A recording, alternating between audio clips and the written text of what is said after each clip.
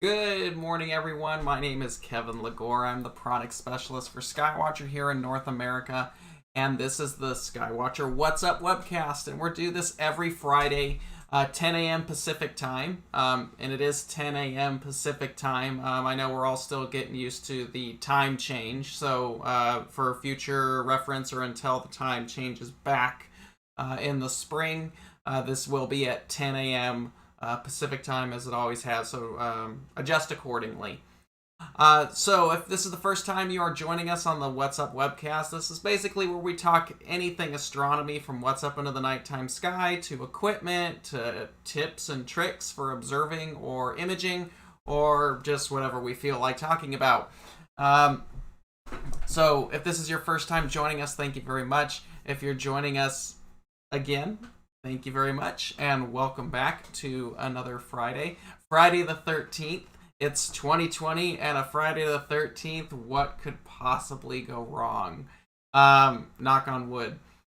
All right, so this week we're going to be talking about the holidays. The holidays are right around the corner. This whole year is blown by, and now, of course, we're talking about Christmas and Hanukkah and all the fun holidays that we all look forward to at the end of the year. And with that being said, there's a lot of things that get brought up with that as well. Real quick, before we jump into that real quick, if you enjoy the webcast, I jumped ahead of myself. If you enjoy the webcast, you want to keep up with what's going on, go ahead and subscribe to our channel. If you have any questions or comments, email us at support@skywatcherusa.com. If it's something referring to the What's Up webcast, just title your email What's Up, and we'll take a look at it. We're happy to get your input on questions on things like that.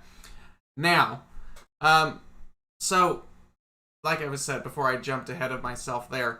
We're talking about the 2020 holiday season, and this is a time that is probably the most difficult topic as someone who works for telescope support has to encounter.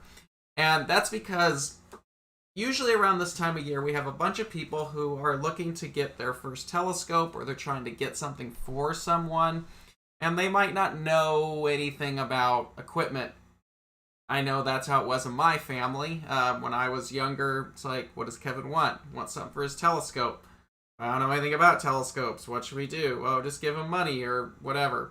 But the guide today is hopefully, it's just going to be kind of a rough outline of things to consider and think about. There's so many options out there for gift giving, and budget is all over the place. Some people it's too expensive, some it's whatever. So this is just going to kind of be a generic framework of what to kind of look for. So try to do our best on it. One thing I really want to cover right now, particularly because it is the 2020 season, 2020 holidays. This year has been very, very strange, and I think we can all agree with that 2020 has really been odd because of COVID and things like that. The telescope industry is one of those industries that has been hit very, very hard in a positive way. It's just everyone wants a telescope now, which is awesome. I've told people lately, it's, we've all said, oh, if only there was an eclipse, or oh, if there was only a comet, that would get more people involved in astronomy. Turns out you need a global pandemic. That's what sells telescopes, apparently. So with that being said, there's a lot of companies right now that have very limited inventory and availability on equipment. So if you're going to be buying something for someone, now is really the time to consider it. It's also, you should note that certain items are going to be difficult to obtain. There may be a backlog on that item, and it might just be a fact that you're not going to get it in time for the holidays just because of, the delay in getting a lot of equipment in. So if you could be cool to whoever you're working with, just keep that in mind. This is not a typical holiday season. It's already stressful enough for retailers and stuff to make sure we've got inventory and stuff for that, on top of everything that's going on now. So this year's going to be a little bit weird, and just be patient. You'll eventually get your stuff. Everyone's working very hard to do this. No, it's not all coming from China either. We have friends here in U.S. manufacturing as well. Everybody across the board is hit by this. So it has nothing to do with just China. It's even here in the U.S. manufacturers, it takes time to get raw materials. Yeah, so just take that into account if you're going to be looking for equipment this holiday season. Not everything's sold out, but stuff is coming in. People are getting things. It's just those shipments are selling out like that. So, which is not a bad problem to have for our small little industry. So just my little soapbox there that this year's going to be strange. Be cool. Everybody I know is working very hard to make sure everyone's doing what they can. So, we all want our hobby to do well. Well, it's doing really well right now. Yeah, so it could not be doing well. We could have no affordable telescopes. So that's the latter. So anyway, that being said, the big question that comes up this time of year, whether you're an experienced astronomer or you're just getting started, or maybe you're just have no idea what you're doing and you're trying to buy for someone, is what to get. That's a okay question, but what I find is there's other questions that you probably need to ask yourself, or the people you might be wanting to get something for, is what questions should I be asking to make a better decision on possibly what I should be getting or what I should look for if I don't know that. So, because let's face it, astronomy is very complicated. There's a lot of options on the market nowadays, a lot of very good options, and some of that can be expensive. So if you have someone who doesn't really know what they're looking for, or maybe it's for a child for the first time, there's a lot of unknowns getting into it. So the first question you probably need to ask yourself, or whatever it may be, is who's the item going to be for? Is this going to be for a child or an adult? That's going to be a big difference on usability for the equipment. What's their experience level? Are they a beginner? Are they advancing, kind of intermediate? Or are they an advanced user that's been doing this for a while? I know if you're a beginner, you have nothing, just getting a basic telescope is going to be awesome.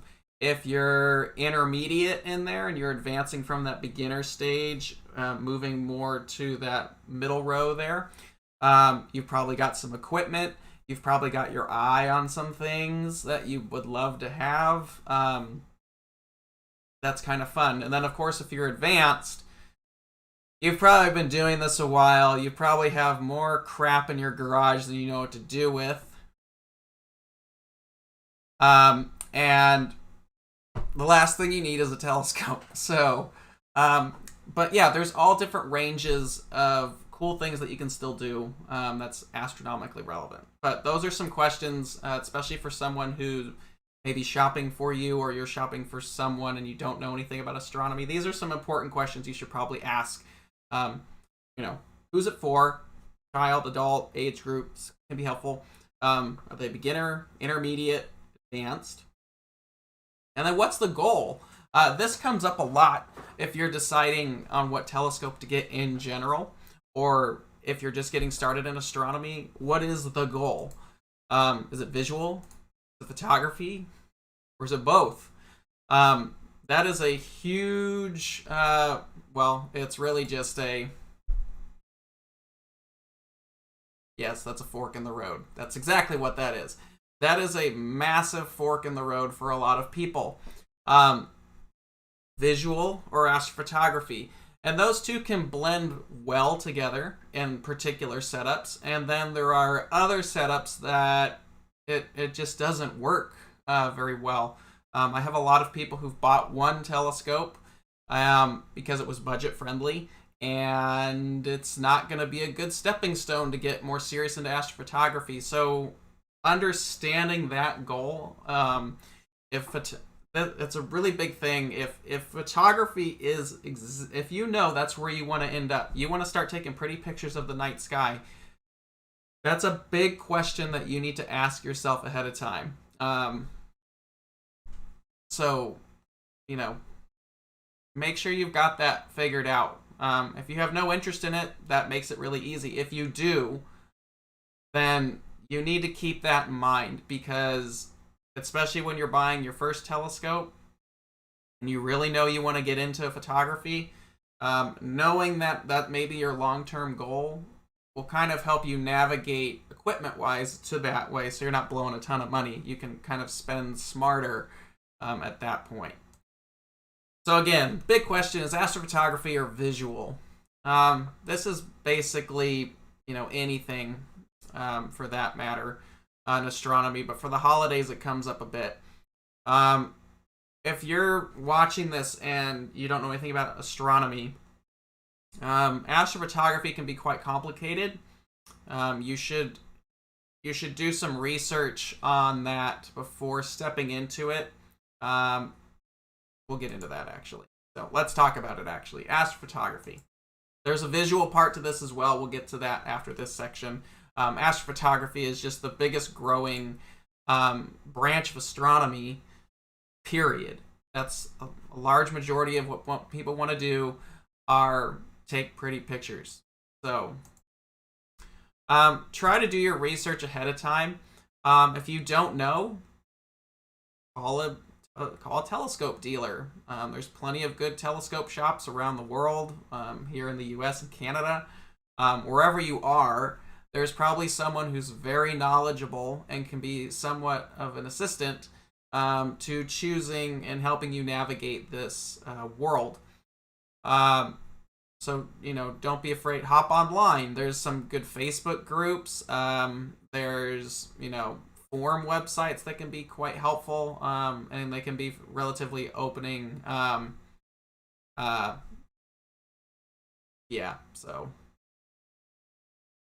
So again, what's the experience level? If this is what they want to do, what's your experience level? A big question that comes up is, do they already have a camera?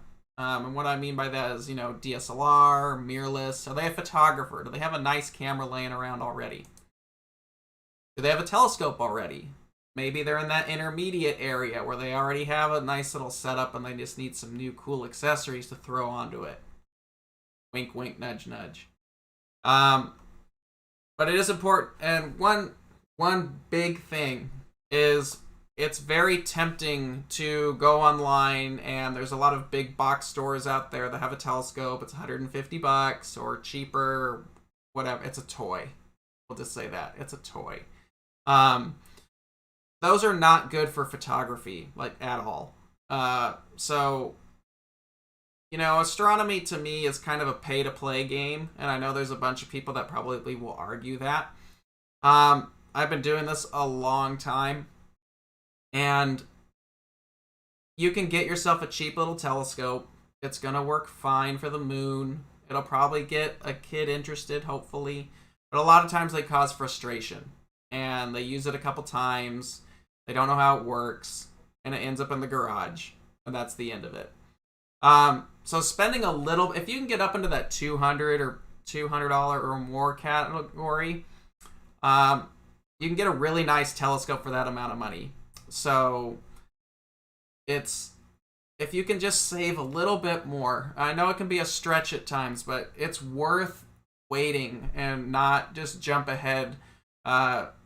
Don't just jump into something that, it was cheap and affordable. Well, yeah, but now you're going to hate the entire hobby and never look at it again. This hobby is really cool.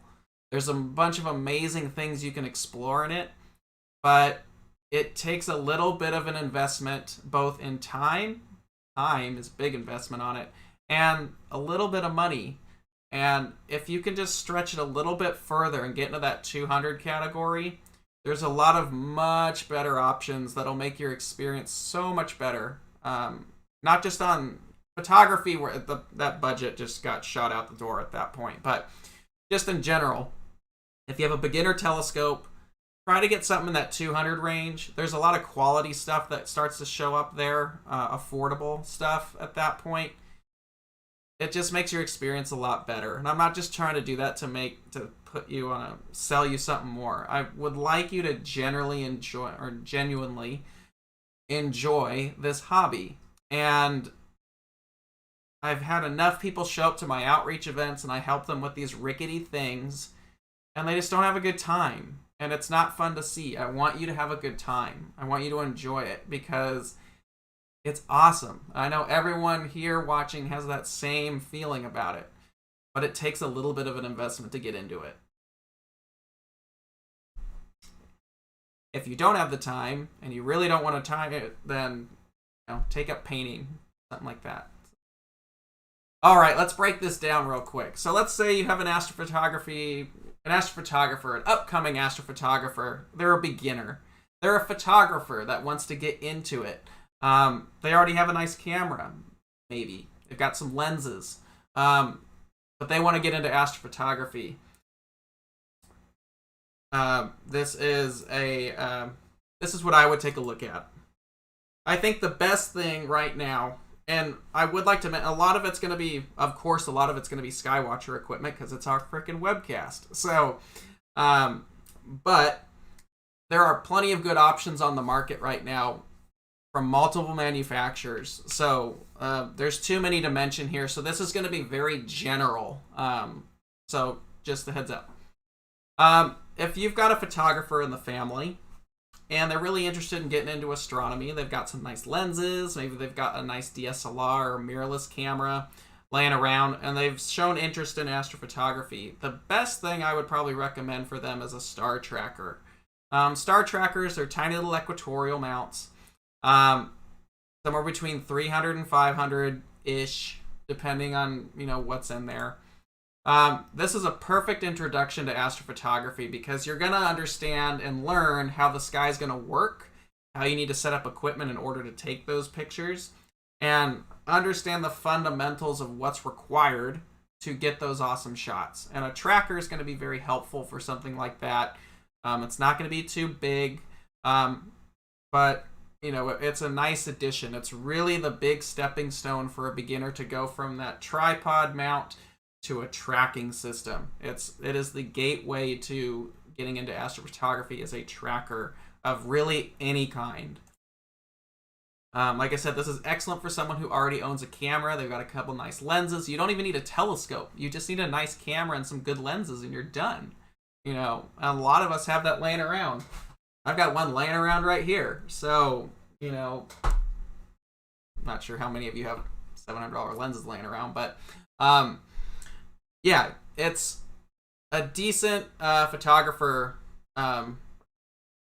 is going to have some nice lenses laying around, nice camera. They just need a tracker. That's it. You're ready to go. And time. Time is a big thing. You need to have some understanding of what you're doing. This is going to allow for longer exposures of the nighttime sky. And can be paired with all kinds of cameras. Nikon, Fuji, Sony, Olympus, Canon. I shoot Canon. Sorry, Canon. Whatever. Put a nice camera on there. Go polar align it. Throw it in the backyard. Take some pretty pictures of the Pleiades. Done. So that's what I would recommend. If you're a beginner, if you have a beginner you're looking for, a tracker would be a great investment, especially if they've already got something. Like I said, they're about $300 to $500 depending on the kit that you're looking for. It's a great little, that's really I don't think you can get any better than that. Now, the intermediate group is really where I think the holidays come into play really well, because in this group, you've got people that are already established. They know what they're doing. They're growing in interest. They know they like it. They've got maybe a little bit of an investment in it. There's a lot of really good options in here, both for photographic and the visual group, which we're going to talk about in a bit.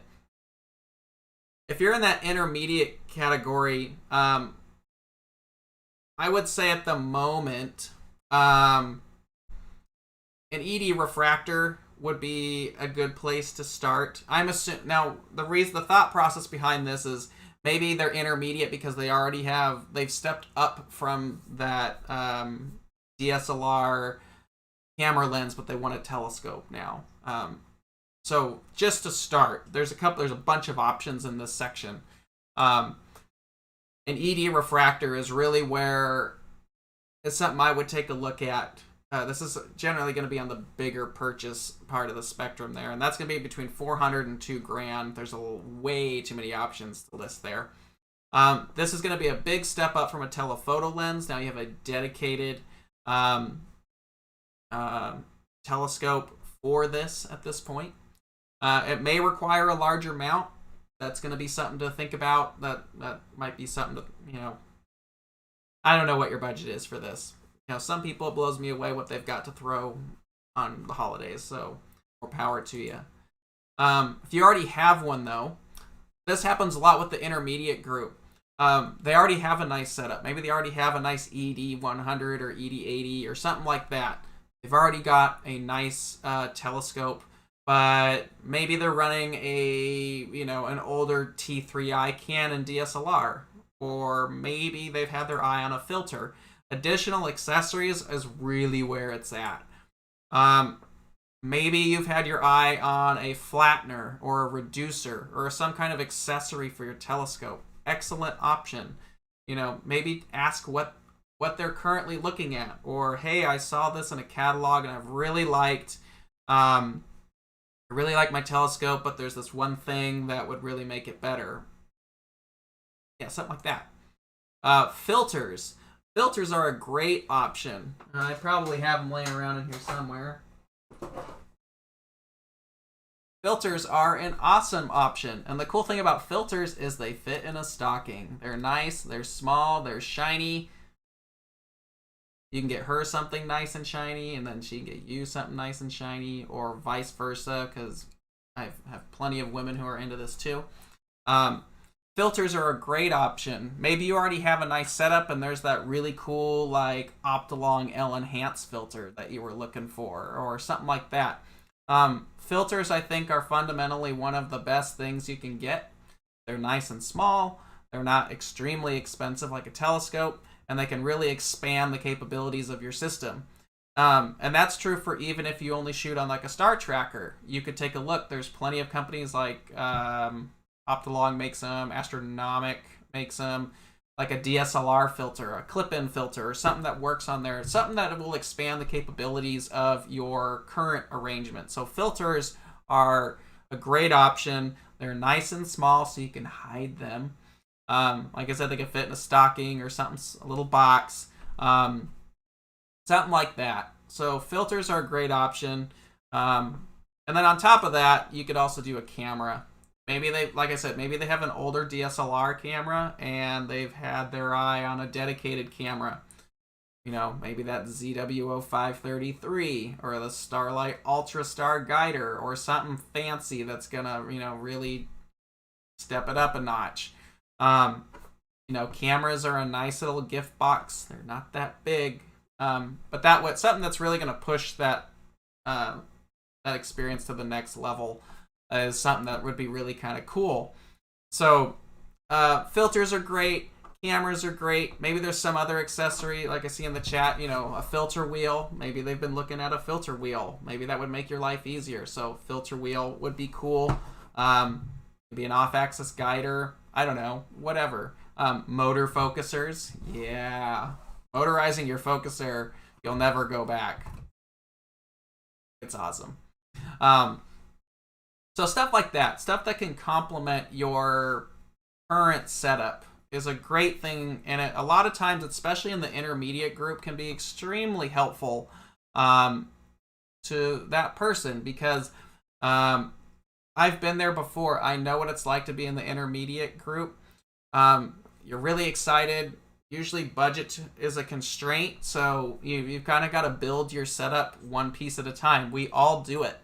You get your telescope, and then you get the mount. That was a big investment, so there doesn't leave a lot of room. So maybe the camera's not really where you want to be, so you'd add the camera. And maybe you add the filter. And then maybe I don't know. But holidays make a really good time to maybe give them one of those pieces of that puzzle that will take them a little bit further in that setup. So maybe take some interest or ask them, you know, what are you missing? What would, if you could have something for your setup, what would be nice? You know, check it out. And just take interest on what little thing would really be helpful for them. So the intermediate group, I think, is the biggest group that really benefits from the holidays, because there's a lot of room to play with in that group. It's the beginners are really good, but intermediate, there's a lot of options in there, because now you can talk about accessories, which are way more obtainable, I would say, or more budget friendly, rather than here's a whole telescope. So something like that. Now probably the most difficult group, the advanced group. The guys have been I'm sorry, it doesn't really matter. The person who's been doing this for a while. For someone who has everything, what do you get them? Most of the time you get socks. That's what you get. Socks. You spent way too much freaking money on your setup, and you don't need anything else. But maybe that's not the case. So the advanced group, I think what would be really cool if you're into astrophotography, or if you're in the advanced group, it's not even something that you can physically touch. What about remote imaging subscriptions? Obviously, we don't all get a chance to image on a 20-inch Ritchie-Chrétien or a 32-inch telescope or something like that. What if we could actually take that? So a remote imaging subscription is actually something that can actually be obtained online. There's a bunch of them. These are just 4 that I was able to rattle off the top of my head real quick. Mount Lemmon Sky Center in Tucson, Arizona. They have a 32-inch Ritchie-Chrétien. You can rent out that 32-inch for imaging. It's on their website. You can go check it out. They'll be happy to tell you all about it. The Chile Scope, Southern Hemisphere imaging. If you've never had a chance to do it, they have a 1-meter telescope you can rent out.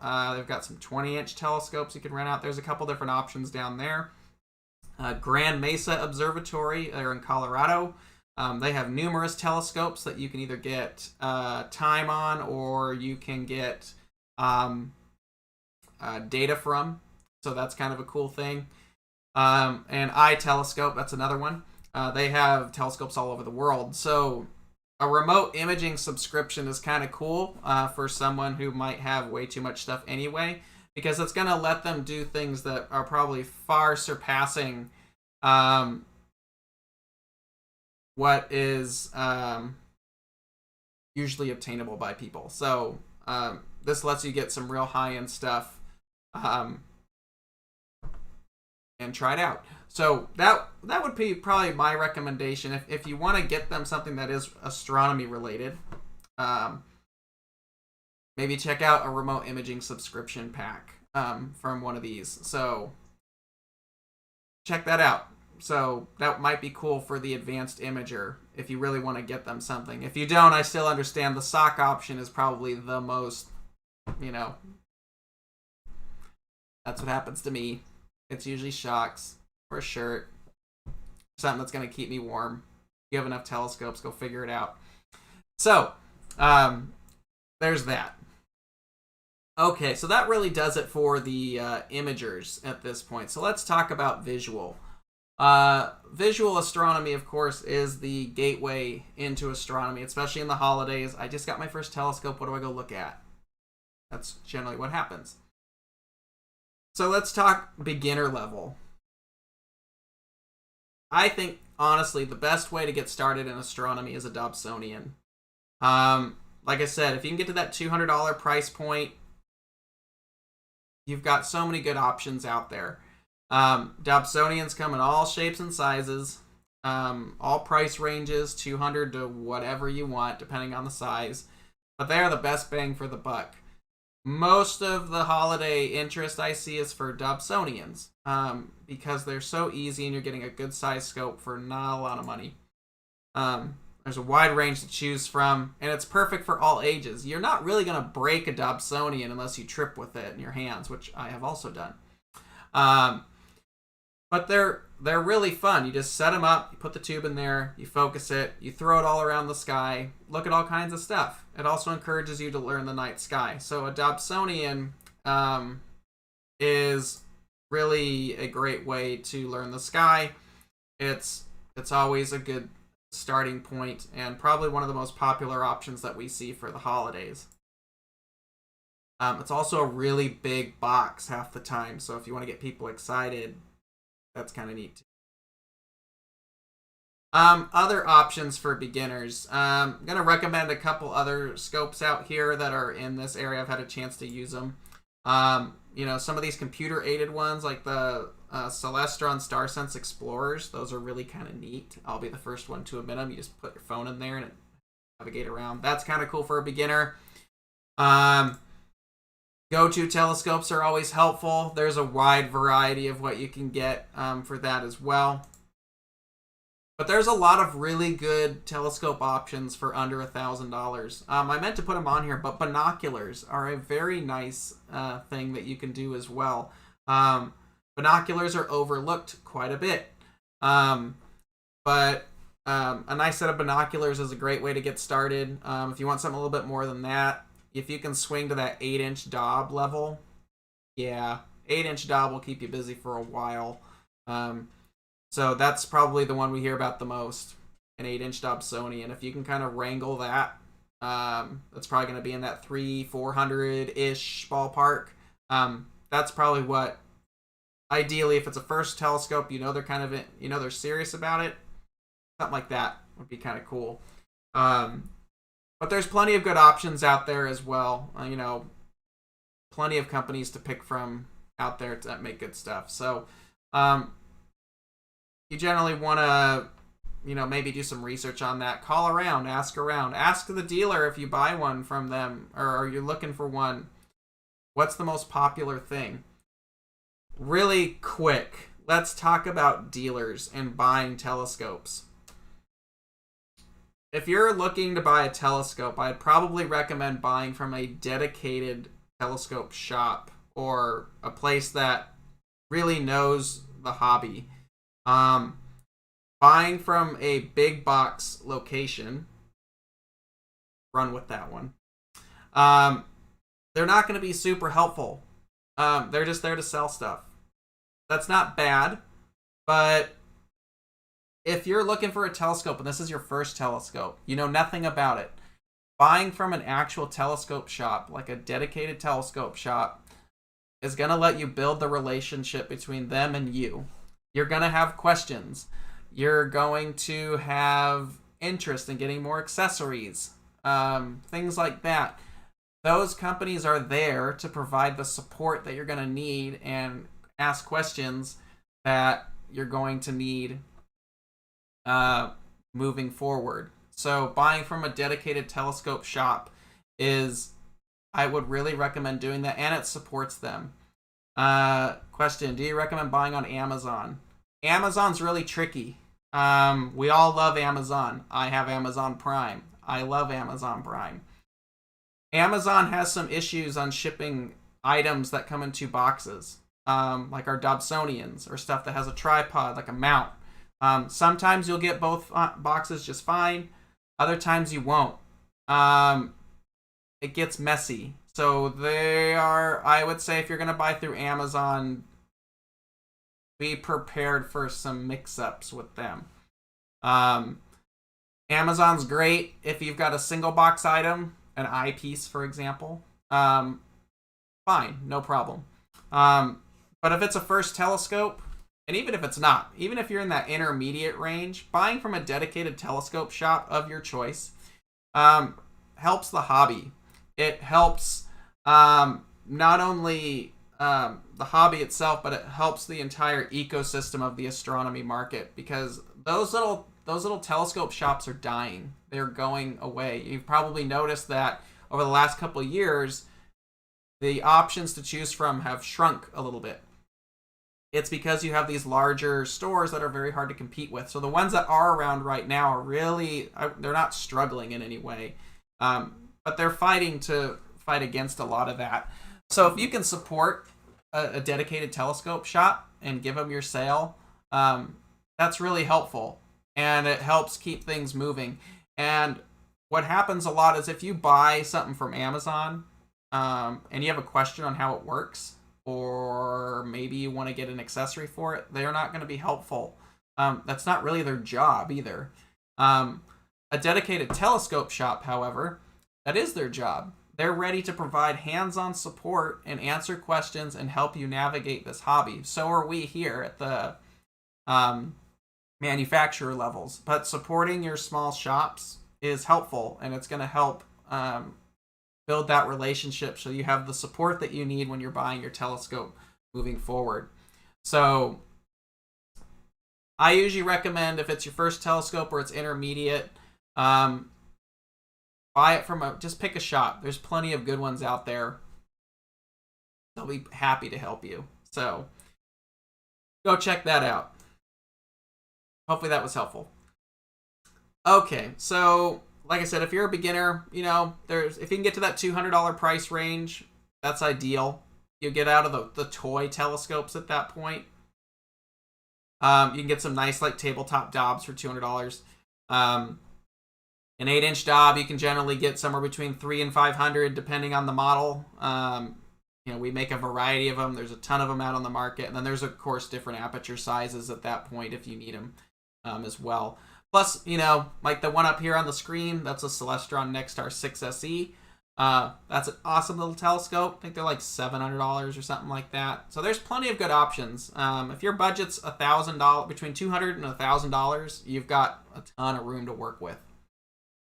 Just avoid the really cheap stuff where it's like, oh, I saw this one here.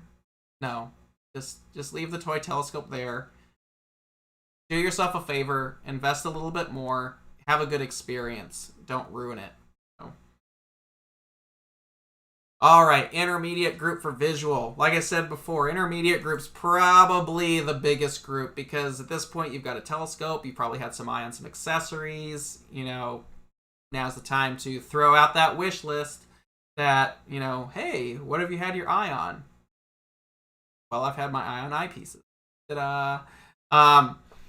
Eyepieces are a great option for the holidays, especially quality eyepieces. If you're looking at, something a little higher end than what came with the telescope, a decent eyepiece costs $75 plus, and that plus can go for a while. But additional eyepieces are great. You've probably had your eye on a couple different lenses. Maybe they're a little expensive and you can't justify it all the time. Well, now maybe it's time to pull out that wish list and hand it over. So additional eyepieces are excellent for anybody looking for expanding their visual collection. So, try to go for a nice eyepiece. These are small. You can tuck them in a stocking. Unless you buy a 31 Nagler from Teleview because the box is this big, so you have to shove it in there. So eyepieces are a really cool option, and they're really cool because honestly, what's really nice about an eyepiece is if you get it on Christmas Day and you got good skies that night, you can take that eyepiece and go look at it or look through it right as it gets dark. So, and this year we have the Jupiter-Saturn conjunction, which are going to be right next to each other, which we'll talk about on the first Friday of December. And that's a perfect time to go check out your new eyepiece. Watch it just crush it and make it look real good. This is a great option for advancing astronomers. We have a Teleview Delos up here, the 17.3, one of my favorite eyepieces. But there are plenty of good eyepiece manufacturers out there as well. Teleview is just one of them. Of course, you have Celestron makes some good stuff. Explore Scientific, Pentax, Botter. There's all kinds of stuff out there. So, but if you've had your eye on an eyepiece, unintended, the holidays are a really good time to expand that that eyepiece collection. Now there's some other options too. The first one are filters. Now there are eyepiece filters. So maybe you've had your eye on like an oxygen 3 filter or a UHC. A filter just like what we talked about with photography. Adding some filters to your list is probably nice. They're not super expensive. Maybe after all this talk about observing the sun, maybe it's time to ask about the solar filters. I know someone in there is asking for a Daystar Quark. Now's the time to maybe check those out. Maybe you want to get a solar filter before the sun goes crazy in the next couple of years. Side note on that, there are 2 eclipses that are going to be going through the United States in 2023 and 2024. Now's the time to get those filters. Don't wait, because it's going to get ridiculous again. So, filters, great option. This is, like I said, the intermediate group is really, it's easier because they generally have an established telescope setup already, so you can kind of just get accessories to complement it. So eyepieces are great, filters are great. Really any accessory that they might be interested in is something to definitely check out. Maybe you want to upgrade your diagonal or get some bino viewers. There's a nightmare path right there.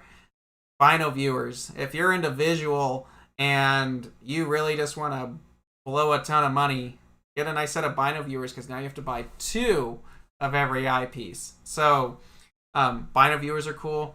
There's all kinds of options out there, but probably eyepieces and filters are nice. Or, maybe a good book.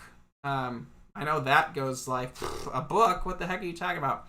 But a nice book or a sky chart or an iPad, if you don't want to do any of that, that can be a really cool observing aid to take out with you while you're viewing. So there's all kinds of cool things you can get in that intermediate group. There's normally something that they're looking for.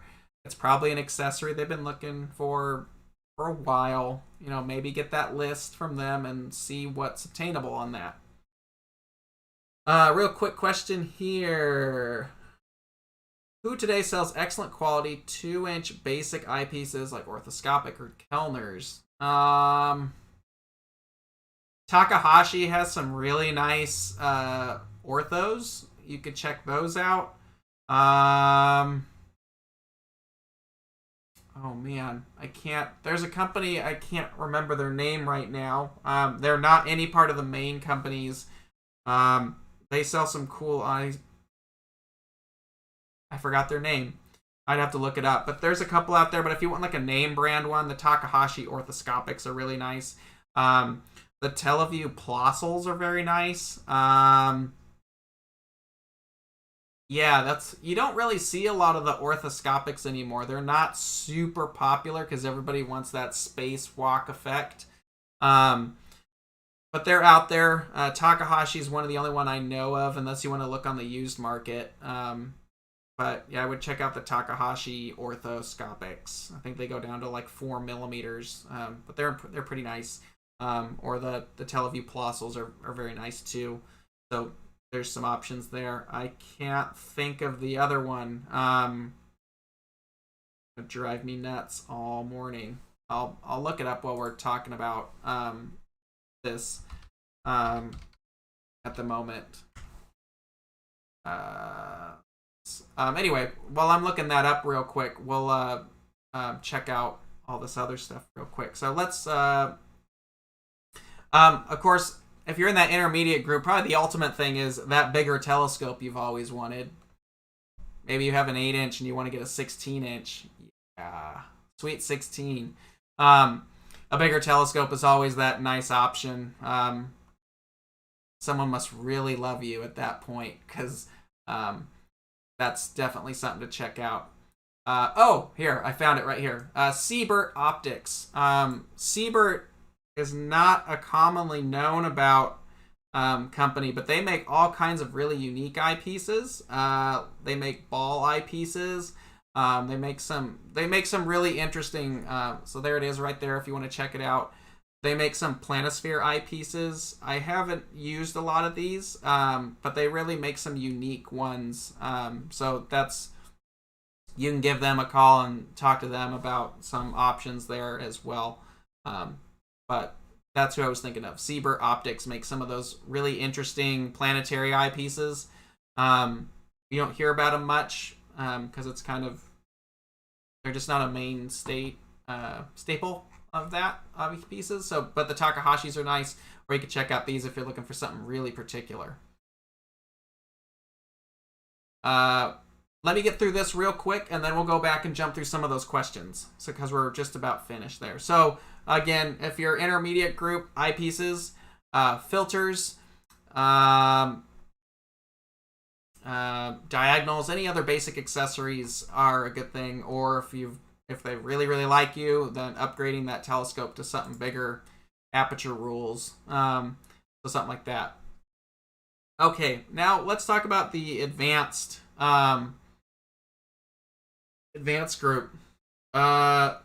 In the chat there real quick. Yeah, if you really want to go all out, the TMB orthoscopics or the Zeiss Zao eyepieces, if you want to go absolutely freaking nuts, top tier equipment right there. You got to find them on the used market. I think a set of Zeiss eyepieces goes for like $3,000 or something like that. So you could check some. Real quick, just while we're on the topic, Botter makes some orthoscopics. They're pretty nice. They're pretty budget friendly too. The Botter orthoscopics work well. And it's gonna slip my mind again who the other one was. I'll have to come back to it real quick. So, anyway, the advanced stuff for that person who has everything in the visual world and they don't want to get involved in astrophotography. I've had this done for me. I think it's really kind of neat. Maybe do a private viewing at a professional observatory. If you've never had the chance to do this, and I understand this might be difficult in the COVID era because it usually requires traveling, but getting a chance to look through something that you might not get to look through on a regular basis is pretty cool. And there's several observatories, at least in the west, out here in the west part of the United States, that does this. I'm sure there's other ones that do it as well. But getting a chance to view through a telescope you might not be able to take a look at would be neat. So, for example, Lowell Observatory here in Arizona up in Flagstaff, you can actually rent out the 24-inch Clark telescope, as well as a couple other facilities. They're doing some private viewings right now. You could check that out. That's kind of neat. Mount Lemmon Sky Center, they're not doing anything right now, but hopefully as we push later into 2021, maybe that'll be an option. But the Mount Lemmon Sky Center's got a really cool viewing event up there. Maybe you're out in Texas. The McDonald Observatory has some really cool stuff. They've got some big telescopes you can take a look through. Not just their generic, I wouldn't even say generic. Generic's a bad word to describe McDonald Observatory because their outreach facilities are crazy. Lowell's is too. Lowell just upgraded theirs as well. But McDonald Observatory has a really cool location for their outreach events. But for private viewing, you can actually go out. I think they have a 36-inch, an 82, and the 107-inch. Yes, 107-inch. Yeah, we're not talking, 14-inch telescope anymore. Serious stuff. You can rent those telescopes out for an evening. It's pretty unique. Mount Wilson Observatory in California, you can rent out the 60-inch or the 100-inch telescopes up there as well. Maybe do a group event because those get pretty expensive for the evening, but you can actually break it up in a group. So those are some kind of cool, maybe off the beaten path options. I'm sure there's some other observatories I didn't mention.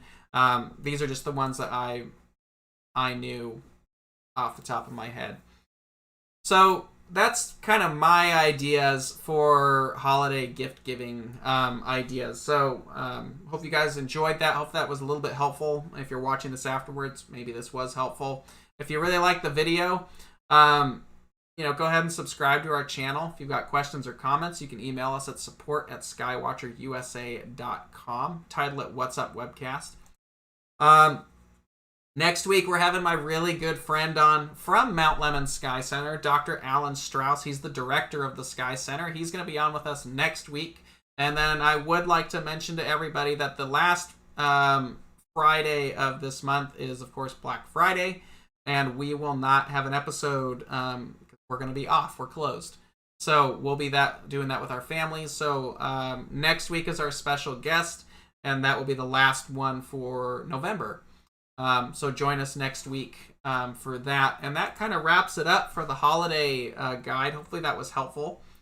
So now let's jump into questions real quick. I know there's some floating out there, so let me go through there. So we already talked about the eyepieces for the Skywatcher 180 Mac that people were looking for. Like I said, there's the Siebert optics, which I had up there. If you want to see that, you can kind of rewind back after this is over and check that link out. I don't have it with me anymore. The Takahashi eyepieces worked well. Botter makes some good orthoscopics. And if you want to go top tier, Zeiss and all that fun stuff. Brandon eyepieces, that's who it was. Brandon eyepieces are also very nice as well. You can check them out too. Next comment. Spectroscope as a gift. Spectroscopes can be really cool. They are a bit more specialized. It's something that I wouldn't expect. It's definitely a colorful gift. See if anybody picks that one up. So a spectroscope can be really neat. Chiliac spectroscopes, they make some pretty cool stuff. So you can check those out. That's a little bit more on the specialized list. There is a good comment there that I forgot about. Cell phone adapters. The Celestron NextYZ adapter is probably the best one out there. I should have put that in there. That is a great option. A cell phone adapter is an awesome thing to add for that, because taking pictures of the moon and stuff like that, that's a great thing for a beginner to do. So that's a cool one as well. Next question. Last night my Skywatcher AZ-GTI, I'm getting PHD2 error with a 120 guide scope, load of 10 pounds. I think that error is...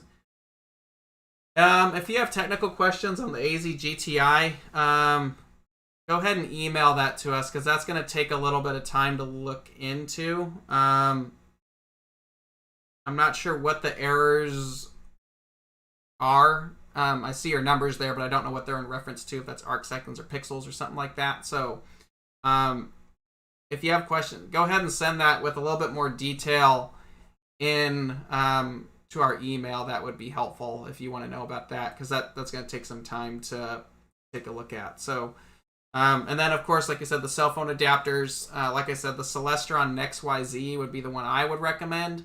That works really well. I think that's the best one. What would you recommend for an imaging system starter kit for galaxies? Oh boy. Galaxies can be kind of tough. That really comes down to like image scale and like pixel size, and there's a couple different things in there. I would say at least an 80mm refractor is what I would go with, and maybe like a basic camera, something in the ZWO line would be fine. I know the 533 is really popular, something like that. That's what I would probably start with. The more resolution, the better. Like a Starizona Hyperstar system, like on a C8, is pretty sweet. There's a lot of options in there to mess around with galaxies. But an 80mm, I would say minimum, is what you'd want from there. So there's a couple different things. I would definitely say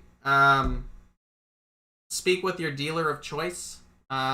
And they'd be able to help you navigate a little bit more on narrowing, if you want to take pictures of galaxies, narrowing that arrangement down. I would definitely say maybe a one-shot color for convenience, a light pollution filter, no questions asked, light pollution filter, and then, really any kind of telescope at that point. I would definitely say something, to make that really easy, something within the 600 to 1,000mm focal length is what you want to look for. And then whatever your camera is going to be, any camera is going to work. But yeah, 600 to 1,000mm focal length is probably what I would aim for. So hopefully that helps a little bit with that. Let's see, the Revolution Imager 2. I've never played with the Revolution Imager. I've heard a lot of good things about it. But it works. It's more of a electronically assisted camera for like observing. It's not really an imaging system, but you can do some basic images with that. So that would be something to take a look at. Are there any images that couple USB to tablet? I'm assuming you're asking, are there any cameras that couple to a tablet? If that's the question, then, you need something like an ASI Air or something similar to that you could remote into from a tablet and control that, but nothing that I know that plugs directly into a tablet. You would need some kind of computer system at that point. So, all right, if there's any other questions, we're kind of wrapping everything up for the week. So again, thank you all for watching. If you enjoyed it, I really appreciate you being here today. Hopefully this was helpful for your holiday gift giving. If you need some assistance, I would definitely recommend writing down a list of things that you're interested in or would like to have. That would definitely help your family or friends navigate what to get you, especially if they don't know what it is. A list can be very helpful because, let's face it, it's not the most popular hobby in the world, so it's not like an iPhone where everybody knows what it is, or a Starbucks gift card or something like that. So a list can be helpful. Black Friday specials for Skywatcher. No. I will be really surprised if you see any kind of Black Friday sale from just about anybody this holiday season, because there's nothing in stock. The things that are coming in are usually sold because of backlog. So I don't think you're going to see any holiday specials. There might be a few here and there. I can't speak for everybody, but it's definitely not going to be the normal year where we run holiday sales. So at least we won't, as far as I know. But yeah, no Black Friday specials this year, just because I don't have anything to sell. Everything's sold. Not everything. I have shipments. Let me be clear real quick. A lot of people look at our website and they see back order. It's not that we're not doing well. We're doing very well. And the entire telescope industry is doing very well. And we have shipments coming in all the time. It's just everything that's coming in has sold. That's how much demand there is right now. It's ridiculous.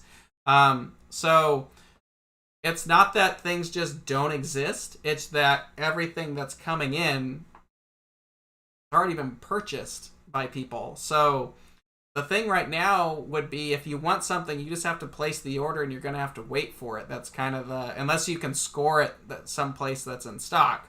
But, a lot of people are like, are you just not making anything? Oh no, we're making stuff. We just can't keep up with the demand. So everybody's in the same boat. Everybody's trying to get that handled. It's actually a really good time for the telescope industry, and it's a flux that I think the industry really needs. So it's a very positive thing as far as, I think, future growth for our hobby that we all love. But there's a lot of demand on things. So if there's something you want, place the order. Just be patient. You'll get it. You just might have to wait a little bit.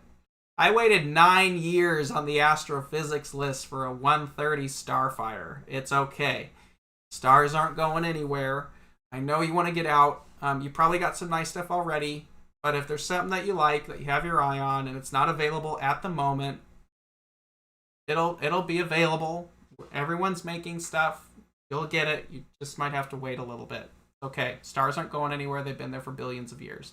So, other than that, thanks all for watching. I hope you enjoy it. Join us next week for my buddy Dr. Alan Strauss from the University of Arizona is going to be on with us from Mount Lemmon Sky Center.